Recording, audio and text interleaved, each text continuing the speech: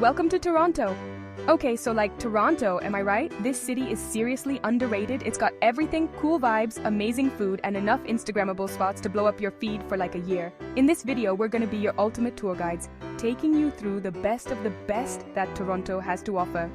Whether you're a first-time visitor or you're just looking for some insider tips, get ready to fall in love with this city and maybe gain a few pounds from all the delicious food, but hey, it's worth it.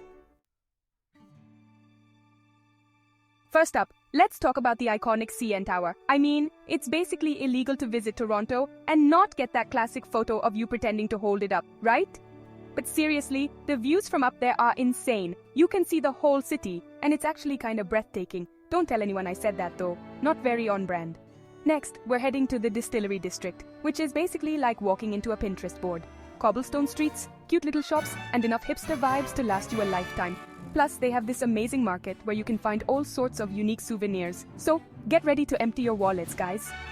And finally, no trip to Toronto is complete without a visit to the Toronto Islands. It's hard to believe you're even in a city anymore when you're here. You can rent bikes, chill on the beach, or just wander around and soak up the good vibes. Okay, so maybe museums aren't your thing, but hear me out. The Royal Ontario Museum, or the ROM as the cool kids call it, is actually super interesting. They have everything from dinosaur bones to ancient Egyptian artifacts, so there's literally something for everyone. Plus, the building itself is a work of art, so that's kinda cool. And speaking of art, we gotta talk about the Art Gallery of Ontario. They have an insane collection of paintings, sculptures, and all that fancy stuff. And if you're feeling really cultured, you can even catch a film screening or a live performance there. But if you're looking for something a little more, shall we say, extra, then you need to check out Casa Loma. It's this massive castle right in the middle of the city, and it's like something out of a fairy tale or a Drake music video, but that's a story for another time. Okay, let's be real. The best part of traveling is obviously the food, and Toronto does not disappoint. First up, we gotta talk about poutine. I know, it sounds kinda gross, but trust me on this one. It's basically just fries, cheese, curds, and gravy, but it's so much more than the sum of its parts. And if you're looking for something a little more exotic, you have to try some dim sum. Toronto has a huge Chinatown, and you can find some of the best dim sum in the world here. Just be prepared to wait in line because it's that good.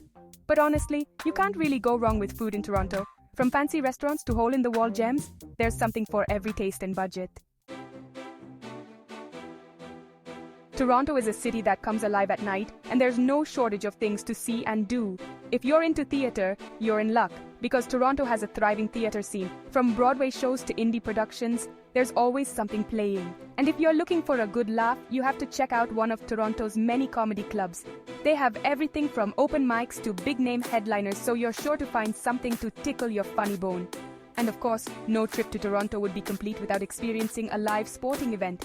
Whether you're a hockey fan, a basketball fan, or a baseball fan, there's always a game to catch. Okay, let's get real for a second and talk logistics. When it comes to accommodation, Toronto has a ton of options, from budget-friendly hostels to fancy hotels.